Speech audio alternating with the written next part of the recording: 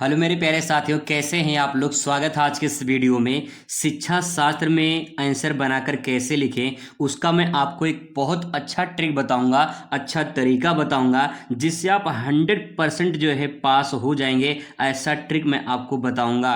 अगर आप कुछ भी तैयारी नहीं किए हैं, पढ़ नहीं पाए हैं, इतना समय मिलने के बावजूद भी नहीं पढ़ पाए हैं, तो घबराने वाली बात नहीं है। मैं ऐसा ट्रिक आपको बताऊंगा कि आप 100% पास हो जाएंगे और अच्छे नंबर से पास होंगे। ये मान के चलिए कि 100 में से आपका 75 प्लस आपका आ सकता है, अगर आप जो तरीका मैं आपको बताने वाला हूं, अगर आप तरीका अपना लेते हैं तो चलिए दोस्तों शुरुआत करते हैं। यहाँ पे किस प्रकार से क्वेश्चन आपको देखने को मिलेंगे, कैसे आएंगे और कैसे क्वेश्चन बनाकर आप लिखेंगे, उसका तरीका जो है मैं आपको बताने वाला हूँ। यहाँ मेरे पास विद्या क्वेश्चन बैंक है, यहाँ से क्वेश्चन ज़्यादा आते हैं।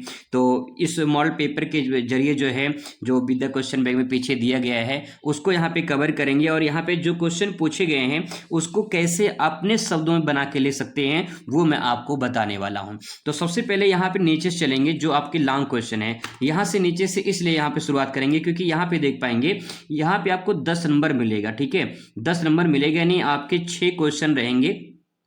6 क्वेश्चन में से 3 क्वेश्चन आपको करना होगा और 3 में से आप जो है करेंगे जब पूरा, तो आपको यहाँ पे टोटल 30 अंक आपको यहाँ से प्राप्त होगा। तो सबसे ज्यादा नंबर आपका यहीं से मिलेगा। ठीक है, तो शुरुआत हम लोग यहीं से करने वाले हैं क्योंकि ये क्वेश्चन काफी इंपॉर्टेंट सेक्शन रहता है। अगर आप इसे तैयार कर लेते हैं तो यहाँ से कई सारे फायदे हो जाते हैं कि लॉन्ग क्वेश्चन जब तैयार हो जाता है तो अति लघु उत्तरीय, अति लघु निश्चित उत्तरीय, बहुविकल्पीय सारे क्वेश्चन लगभग आपके कवर हो जाते हैं। तो यहाँ पे क्वेश्चन देखिए, शुरुआत यहीं से करते हैं। 19 नंबर क्वेश्चन यहाँ पे देखिए, कह रहा है कि प्राचीन एवं मध्यकालीन शैक्षिक विशेषताओं की तुलना निम्न बिंदुओं के आधार पर कीजिए। तो यहाँ पे कुछ बिंदु दिए गए हैं, उसके बारे में आपको लिखना है। अब लिखना कैसे, यही आपको ट्रिक पॉइंट समझना है। अगर कॉपी आप अच्छे से लिख दिए तो सबसे जो बेहतरीन चीज है वो कला है लिखने वाली। लिखने की कला अगर आपको पता चल जाएगा तो बढ़िया अंक आप प्राप्त कर सकते हैं और 10 में 10 नंबर आप पा सकते हैं। तो यहाँ पे कॉपी में सबसे पहले क्या करेंगे, यहाँ मान लेते हैं एक कॉपी ले लेते हैं और इसके माध्यम से जो है यहाँ पे समझने का प्रयास करेंगे। ठीक है, तो सबसे पहले आप अपनी कॉपी में यहाँ पे लिखेंगे विस्तृत उत्तरीय प्रश्न। इस प्रकार से जो है आप अपने कॉपी में लिख लीजिए पहले ऊपर। ठीक है, क्योंकि पहले शुरुआत आप वहीं से कर रहे हैं। विस्तृत उत्तरीय प्रश्न, विस्तृत उत्तरीय प्रश्न, यहाँ से आप ऐसे लिख लेंगे। ठीक है, इसको आप ऐसे अंडरलाइन कर दीजिए, स्केच पेन से अंडरलाइन कर दीजिए। फिर यहाँ पे नीचे लिखिए प्रश्नोत्तर संख्या या प्रश्नोत्तर नंबर। ठीक है, इस प्रकार से आप अच्छे से लिख लीजिए। प्रश्नोत्तर संख्या यहाँ पे लिख देते हैं।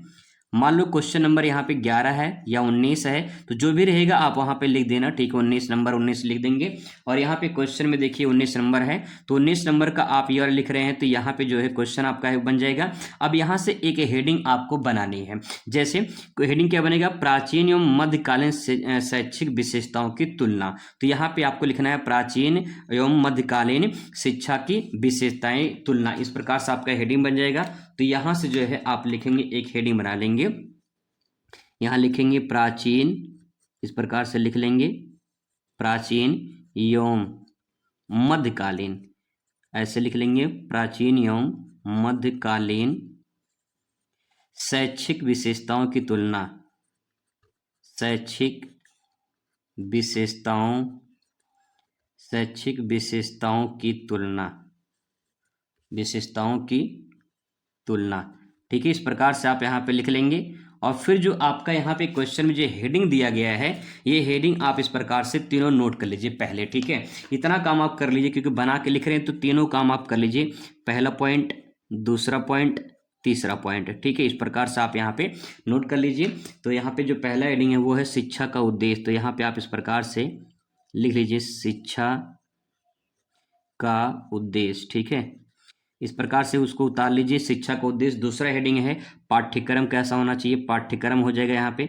इतना पहले आप अपने कॉपी में ऐसे कर लेंगे। ठीक है, पाठ्यक्रम हो जाएगा, शिक्षा का केंद्र हो जाएगा। ठीक है, तीसरा जो हेडिंग है वो है शिक्षा का केंद्र। इस प्रकार से आप यहाँ पे लिख लेंगे। ठीक है, ये आपका हो जाएगा। इतना काम कर लेना है, क्वेश्चन से आपको हेडिंग बना लेना है। ठीक है, जब इतना काम हो जाए तो फिर आपको क्या करना है, पहले आपको प्राचीन काल में शिक्षा व्यवस्था कैसी थी इन पॉइंट के आधार पे बताना है। फिर मध्यकाल की शिक्षा व्यवस्था कैसी थी, तब उसके आधार पे आपको बताना है। तो अब आपको यहाँ पे आगे क्या करना है, आपको यहाँ पे आगे हेडिंग डालना है प्राचीन काल में शिक्षा व्यवस्था। ठीक है, अगली जो हेडिंग बनेगी वो बनेगा प्राचीन कालीन में शिक्षा व्यवस्था, या शैक्षिक व्यवस्था या शिक्षा व्यवस्था, बाकी बात एक ही है। ठीक है, व्यवस्था कैसी थी या इसकी विशेषता लिखना, ये आपका हेडिंग बन जाएगा। फिर आपको यहाँ पे पहला हेडिंग जो यहाँ पे लिखा गया है वही हेडिंग आपको पहला यहाँ लिखना है शिक्षा। इस प्रकार से लिखना है, शिक्षा का उद्देश्य क्या था।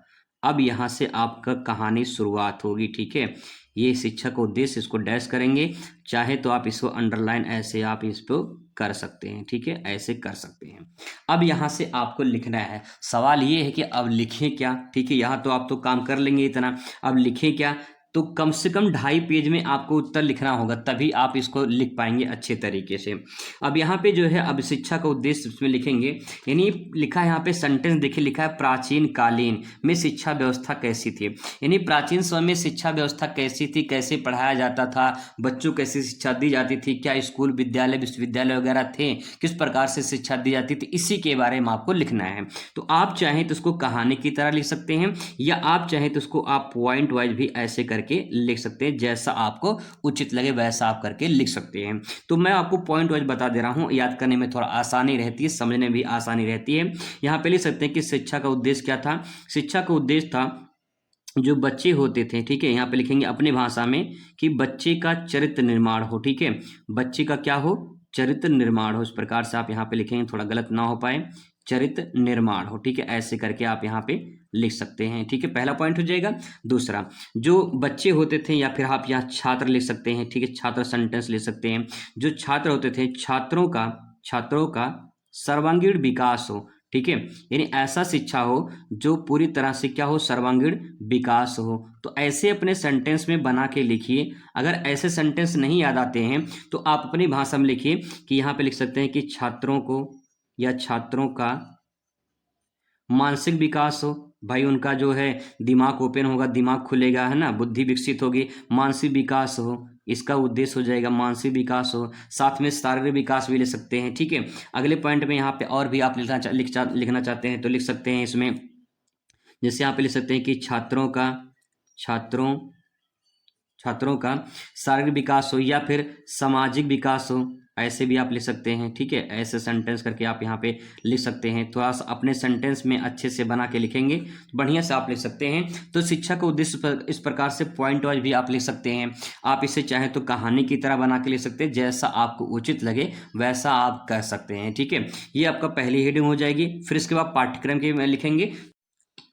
अब दूसरा हेडिंग डालेंगे आप यहाँ पे पाठ्यक्रम, यानी जो आपके जो दूसरा हेडिंग है पाठ्यक्रम में, ये वाला पॉइंट जो है आप यहाँ पे लिखेंगे। अब पाठ्यक्रम यानी सिलेबस कैसा होता था, जैसे आज की डेट में आप इतिहास, भूगोल, अर्थशास्त्र, समाजशास्त्र, नागरिक शास्त्र, शिक्षा शास्त्र ये सब पढ़ते हैं, हिंदी वगैरह पढ़ते हैं, तो वहाँ पे पाठ्यक्रम कैसा होता था ये आपको बताना है। तो अगर आपको नहीं आ रहा है तो जैसे आज की डेट में चल रहा है इससे मिलता जुलता उस टाइम पे कुछ लिख सकते हैं। जैसे उसमें लिख सकते हैं कि प्राचीन काल में, ऐसी कहानी की तरह बना के लिखिए प्राचीन काल में, क्योंकि प्राचीन काल की बात हो रही तो प्राचीन काल सेंटेंस पहले लिखेंगे ताकि पता चले। और जब मध्यकालीन के बारे में लिखेंगे तो सेंटेंस पहले मध्यकालीन लिखेंगे। ठीक है, यहाँ पे लिखेंगे कि प्राचीन कालीन में या प्राचीन काल में, ऐसे भी लिख सकते हैं। प्राचीन काल में पाठ्यक्रम, ऐसे सेंटेंस पहले यहाँ तक लिखिए। ठीक है, पाठ्यक्रम।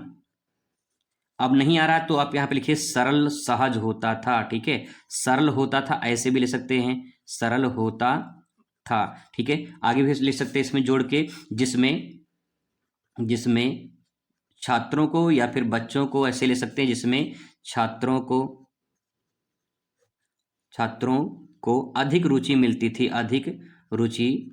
थी। ऐसे सेंटेंस जोड़ जोड़ के आप यहाँ पे बना के लिखिए, अधिक रुचि मिलती थी, ऐसा सिलेबस होता था। ठीक है, इस प्रकार से मिलती थी, ऐसे सेंटेंस करके लिखिए। ठीक है, कुछ ना कुछ अपने शब्दों में लिखेंगे तो बढ़िया आप अच्छा नंबर पा सकते हैं। अगर आप पाठ्यक्रम लिखना चाहते हैं तो उसमें लिख सकते हैं कि छात्रों को जो है संस्कृत सिखाया जाता था। ठीक है, और वहाँ पे जो शिक्षा दी जाती थी वो धार्मिक शिक्षा सबसे ज़्यादा दी जाती थी, यानी धर्म से संबंधित जुड़ा शिक्षा होता, यहाँ पे लिख सकते हैं धार्मिक शिक्षा ज़्यादा होती थी। ठीक है, तो इस प्रकार से सेंटेंस लिख सकते हैं, संस्कृत धार्मिक शिक्षा प्रदान की जाती थी, ऐसे सेंटेंस पूरा कर दीजिए, प्रदान की जाती थी। ठीक है, ऐसे लिख दीजिए।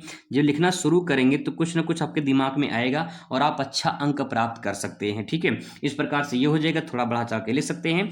फिर इसके बाद यहाँ पे तीसरा शिक्षा का केंद्र यहाँ पे लिखेंगे। तो तीसरा हेडिंग जो रहेगा वो आपका यहाँ पे एक लाइन छोड़ के यहाँ पे आप तीसरा हेडिंग लिखेंगे। तीसरा हो जाएगा शिक्षा का केंद्र, शिक्षा का केंद्र। यानी शिक्षा केंद्र, जैसे आज के दिन में स्कूल विद्यालय होते हैं, स्कूल विद्यालय में लोग पढ़ने जाते हैं, वैसे उस टाइम पे लोग कहाँ पढ़ने जाते थे, कौन सा स्थान होता था, वो आपको लिखना है। तो शिक्षा का केंद्र में जो है गुरुकुल लिख सकते हैं कि वहाँ पे जो होता था वो गुरुकुल होता था। गुरुकुल में शिक्षा प्रदान की जाती थी, गुरुकुल में शिक्षा प्रदान की जाती थी। ऐसे लिखिए, प्रदान की जाती थी। मैं यहाँ पे थोड़ा सा फास्ट लिख के बता रहा हूँ, तो आप अपने शब्दों में आराम से लिखना बढ़िया से। ठीक है, प्रदान की जाती थी, ऐसे लिखिए। ठीक है, अब यहाँ पे क्या होता है, गुरुकुल में जो छात्र होते थे वो गुरुकुल में जाते थे और गुरु के आश्रम कह भी सकते हैं, अगर नहीं याद आ रहा है गुरुकुल तो गुरु के आश्रम में जाते थे, लिख सकते हैं यहाँ पे, गुरु के जो आश्रम होते थे उसी आश्रम में जाते थे। ठीक है, गुरु के आश्रम में शिक्षा प्रदान की जाती थी, शिक्षा प्रदान की जाती थी। ऐसी प्रकार से आप यहाँ पे लिख सकते हैं। ठीक है, गुरुकुल के या गुरु के आश्रम में शिक्षा प्रदान की जाती थी, जहाँ बच्चे जाके शिक्षा ग्रहण करते थे और जो है उसी आश्रम में रहते थे, गुरु के आश्रम में सेवा करते थे और वहाँ पे शिक्षा प्रदान करते थे। तो इस प्रकार से जो है आप अपने शब्दों में इसे अच्छे तरीके से इसे आप बयां कर सकते हैं। ठीक है, लिखना शुरू करेंगे, कुछ ना कुछ आपके मन में और आइडियाज आएंगे। तो इस प्रकार से ये तो बात रही अभी प्राचीन काल में। अब यहाँ पे दूसरा मध्यकाल में शिक्षा व्यवस्था। तो यहाँ पे अब अगली हेडिंग बनेगी कि मध्यकाल में शिक्षा व्यवस्था कैसी थी। तो यहाँ पे आप 2 लाइन छोड़ के इस प्रकार से हेडिंग डालेंगे कि मध्यकाल में शिक्षा व्यवस्था। ठीक है, या फिर जो है शिक्षा व्यवस्था कैसी थी। तो अब वही फिर से हेडिंग आपको लिखना पड़ेगा। पहला हेडिंग जो बनेगा वो बनेगा आपका क्या, आपका बनेगा इसमें, देखिए पहला हेडिंग क्या है इसमें, शिक्षा का उद्देश्य। यानी अब मध्यकाल में शिक्षा का उद्देश्य क्या था, तो यहाँ पे लिखेंगे जो है यहाँ पे लिखेंगे शिक्षा का उद्देश्य, ये आपका हेडिंग बन जाएगा, शिक्षा का उद्देश्य। ठीक है, ये आपका हो जाएगा। अब इसके आगे जो है आपको यहाँ पे लिखना है, जो आपने भी प्राचीन काल में लिखा है उसी से मिलता जुलता आप इसको भी लिख सकते हैं। ठीक है, थोड़ा सा बस चेंज कर देना क्योंकि मध्यकालीन मुस्लिम इंडिया है। ठीक है, तो यहाँ पे जो है आप लिखेंगे कि इसमें जो शिक्षा का उद्देश्य होता था वो भी धर्म से जुड़ा होता था। तो यहाँ पे लिख सकते हैं कि यहाँ पे धार्मिक शिक्षा सबसे महत्वपूर्ण था, ऐसे भी लिख सकते हैं, सबसे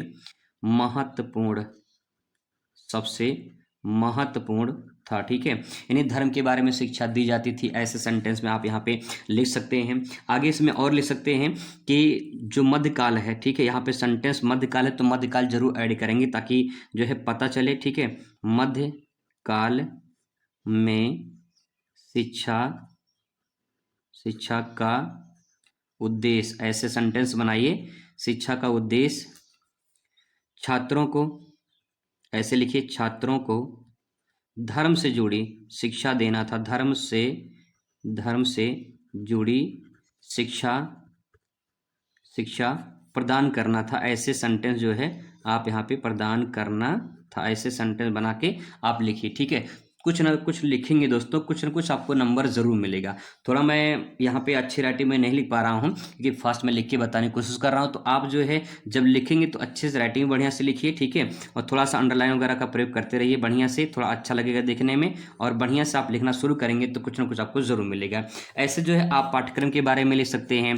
ठीक है, अगर यहाँ पे जो है मुस्लिम शिक्षा दी जाती है तो यहाँ पे उर्दू भाषा, जैसे यहाँ पे संस्कृत जोड़ा गया है ना, यहाँ पे देखिए संस्कृत जोड़ा गया है तो आप यहाँ पे उर्दू लिख दीजिए। ठीक, उर्दू फारसी जो है आप उसको लिख सकते हैं, उर्दू फारसी ऐड कर दीजिए। तो इस प्रकार से जो है ये सेंटेंस जो है आप यहाँ पे थोड़ा थोड़ा चेंज करके वही चीज़ आप यहाँ पे लिख सकते हैं। और उसमें शिक्षा का जो केंद्र हो जाएगा, जैसे मदरसा आपने नाम सुना होगा, मदरसा नाम सुना होगा। ठीक है, मदरसा में शिक्षा दी जाती थी, मकतब होता था वहाँ पे शिक्षा जो है, मकतब यहाँ पे शिक्षा प्रदान की जाती थी। तो आप ऐसे शिक्षा का केंद्र लिख सकते हैं। ठीक है, तो ऐसे सेंटेंस बना के अपने शब्दों में लिख सकते हैं।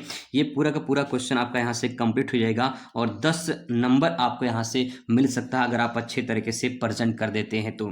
10 में अगर 10 में नहीं मिलता है तो 8 नंबर तो 100% आपको मिल ही जाएगा, कोई दिक्कत नहीं है। ठीक है, और 10 में से अगर 8 नंबर मिल रहे हैं और बना के लिख रहे हैं तो कम नहीं है, बहुत है। ठीक है, ऐसे दोस्तों यहाँ पे देखिए ये वाला अगर आप कर लेंगे तो इसकी जरूरत ही नहीं पड़ेगी। ठीक है, और यहाँ पे 20 नंबर क्वेश्चन देखिए, भारत में पर्यावरण प्रदूषण के कारकों की सूची बनाइए तथा उसे रोकने के विभिन्न उपाय बताइए। अब कौन नहीं जानता है प्रदूषण के बारे में, आप जरा सोच के बताइए। सब जानते हैं, कॉपी में कैसे लिखेंगे थोड़ा सा मैं इसके बारे में बता देता हूँ। दोस्तों यहाँ पे क्वेश्चन में देखिए पूछा है कि भारत में पर्यावरण प्रदूषण के कारक बताइए। तो कारक मतलब कौन कौन से कारण हैं जो प्रदूषण फैलाते हैं, वो आपको यहाँ पे लिखना है। ठीक है, तो कौन कौन से कारण है वो आपको बताना है। तो यहाँ पे सबसे पहले अपने कॉपी में क्या करना है, इस प्रकार से लिख लेना है। ठीक है, ऐसे क्वेश्चन नंबर यहाँ पे प्रश्नोत्तर संख्या 20 और भारत में पर्यावरण प्रदूषण के कारण, तो इस प्रकार से आप यहाँ पे कारण लिख लेंगे हेडिंग बना के। ठीक है, तो कितने कारण होते हैं, अब यहाँ पे देखिए कैसे पूरा नंबर मिलेगा। एक छोटा सा आप फ्लो चार्ट डायग्राम यहाँ पे बना सकते हैं जिससे पूरा का पूरा अंक आपको प्राप्त हो जाए। ठीक है, तो कितने पर्यावरण प्रदूषण के कारण होते हैं वो आपको यहाँ पे लिखना है। तो देखिए पहला कारण लिखेंगे। ठीक है, आप चाहें तो उसको डायग्राम में भी कन्वर्ट कर सकते हैं, आप चाहें तो उससे फ्लो चार्ट में बना सकते हैं। पहले मैं सिंपल तरीका बता देता हूं, फिर डायग्राम भी बनाकर बता देंगे कैसे आप यहां पे लिख सकते हैं, पूरा नंबर आपको मिल जाएगा। ठीक है, तो यहाँ पे पहला पॉइंट है जिससे इसमें क्या लिखेंगे, आप सोचिए यहाँ पे देख के बताइए कि पर्यावरण प्रदूषण के क्या कारण है। देखिए जब वन का अधिक कटाव होगा, यानी बनों का यहाँ पे बनों का कटाव ज्यादा होगा तो क्या पर्यावरण प्रदूषण होगा कि नहीं, बिल्कुल होगा, 100% होगा। तो क्या पर्यावरण प्रदूषण में कारण में वनों का कटाव नहीं है, 100% कटाव है। ठीक है, वनों का कटाव में कारण हो जाएगा। दूसरा देखिए, दूसरा पॉइंट आप यहाँ पे लिखिए, ये हेडिंग अभी बन रहा है, इसके बारे में भी व्याख्या करनी होगी। ठीक है, अब यहाँ पे जनसंख्या जो बढ़ रही है, जनसंख्या वृद्धि, यहाँ पे लिख सकते हैं जनसंख्या वृद्धि। तो जनसंख्या जो वृद्धि हो रही है, क्या ये कारण नहीं है, ये भी कारण है, 100% कारण है। बिना सबसे बड़ा कारण तो जनसंख्या वृद्धि ही है। ठीक है, तीसरा कारण देखिए कितने सारे पॉइंट बन सकते हैं, जो उद्योगों का निर्माण हो रहा है, जो अलग अलग जगह पे उद्योग स्थापित हो रहे हैं, तो क्या उद्योग प्रभावित नहीं करते हैं, उद्योग कारण नहीं है प्रदूषण का, बहुत बड़ा कारण है। तो यहाँ पे लिखेंगे औद्योगिकरण लिख सकते हैं। ठीक है, यहाँ पे लिख सकते हैं औद्योगिकरण लिख सकते हैं। ठीक है, इस प्रकार से यहाँ पे देखिए इस प्रकार। ठीक है, ये हो जाएगा। 4 नंबर पे आते हैं, मान लीजिए बहुत सारे ऐसे लोग हैं जो रोजगार की तलाश में, आवास की तलाश में, अच्छी सुविधा की तलाश में गांव से शहर में चले जाते हैं, तो उसे हम नगरीकरण बोलते हैं।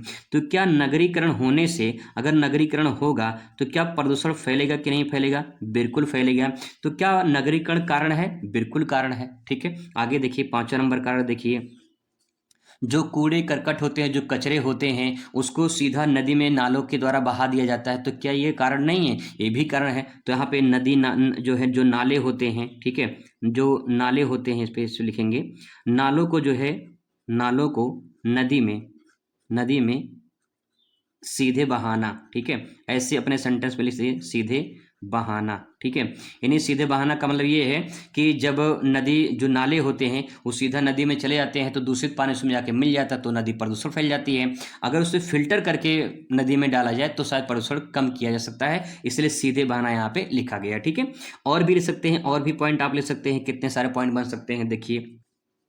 अब यहाँ पे आगे इसमें ले सकते हैं, जो कूड़ा करकट होते हैं वो कहीं कहीं ऐसे सड़े गले मतलब सड़ते रहते हैं, बहुत जगह जला देते हैं। तो जो कूड़े करकट होते हैं, यहाँ पे लिखेंगे कूड़े कचरे ले सकते हैं, कूड़े करकट या कूड़े कचरे ले सकते हैं। यहाँ पे कूड़े कचरे को जलाना। ठीक है, ये भी प्रकार से हो जाएगा, ये भी हो जाएगा। ठीक है, 7वां पॉइंट देखिए, 7वां पॉइंट में क्या ले सकते हैं, गांव में जो पराली वगैरह होता है, जो खेत में जला देते हैं, वो भी प्रदूषण फैलने के कारण होता है। तो यहाँ पे लिखेंगे पराली जलाना। ठीक है, यहाँ पे ले सकते हैं पराली जलाना। तो इस प्रकार से 7 पॉइंट बन गए। और भी लिख सकते हैं, बहुत सारे पॉइंट सोच सोच के अपने सेंटेंस में लिख सकते हैं। अब ये तो ये 7 पॉइंट यहाँ पे लिखा गया है। अब ऐसे सारे पॉइंट एक साथ आप लिख लेंगे, तब इसके बाद जो है आप एक एक करके क्या करेंगे, जैसे पहला नंबर आप यहाँ पे लिखेंगे, ठीक है, वनों का कटाव। अब इसके बारे में जो है आप व्याख्या करेंगे, वनों का कटाव, ठीक है, ऐसे लिख के अब इसके बारे में जो है आप व्याख्या करेंगे। दोस्तों जब आप इसको लिखना शुरू करेंगे ना, तो ये 2.5 पेज में नहीं 3 पेज में भी जा सकता है। बस आप शुरुआत तो करिए, यहाँ पे ये हो जाएगा। अब इसको चाहें तो आप डायग्राम में बना सकते हैं। कैसे बना सकते हैं, जैसे यहाँ पे क्या करिए, जो ये सेंटेंस लिखा गया है इसको ऐसे आप यहाँ बॉक्स में लिख दीजिए, ठीक है, मैं छोटे में यहाँ बता दे रहा हूँ, ऐसे बॉक्स में लिख दीजिए।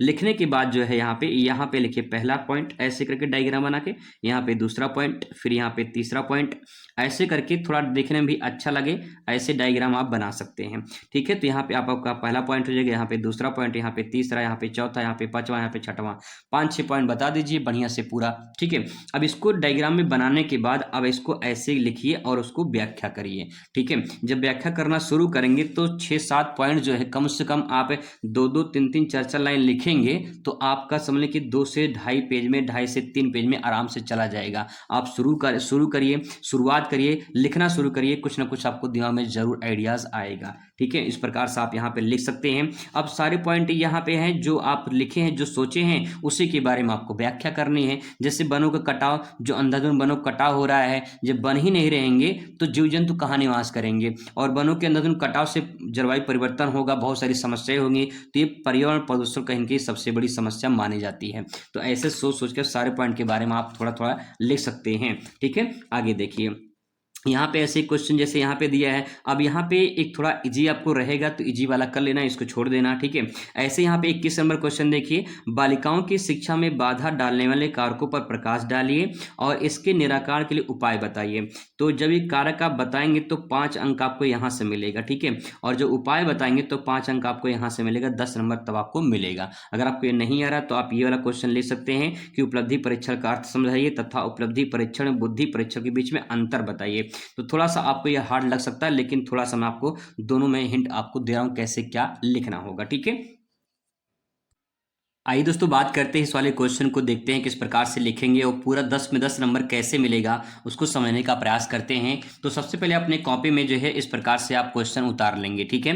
प्रश्नोत्तर संख्या, क्वेश्चन से हेडिंग बना लेंगे, बालिकाओं की शिक्षा में बाधा डालने वाले कारक, कौन कौन से कारक हैं। तो आप यहाँ पे काम कर सकते हैं, छोटा सा डायग्राम यहाँ बना सकते हैं। तो डायग्राम में जैसे कि यहाँ पे मैं बता दे रहा हूँ कैसे आप यहाँ पे बना सकते हैं।